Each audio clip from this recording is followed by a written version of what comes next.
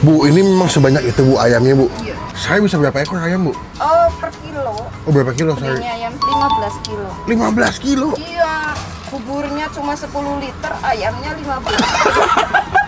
Emang terkenal dengan bubur dengan topping yang banyak. Bubur khas Banyumas ya Bu? Iya, Berarti kalau di sini kalau lagi rame bisa berapa porsi Bu? di atas 150. Oh iya, kalau weekend? 200-an Wah, lebih. wah, pantesan Ibu bahagia sekali. Makan di sini berarti ada 2 jenis ya Bu. Yang setengah berapa duit harganya Bu? Setengah 14.000. Kalau yang full satu porsi 17.000. dapat telur puyuh kalau yang utuh tuh. Ini teman-teman kalau kesini alamatnya nanti kita masukin ya. Namanya adalah bubur ayam Banyumas. Buka jam berapa Bu? Buka dari jam setengah 7 sampai habisnya. Takis Bos.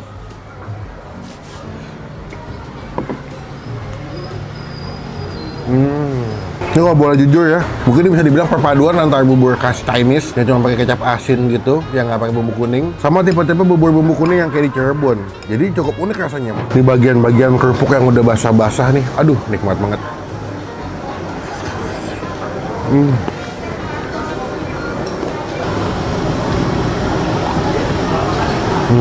Wah enak.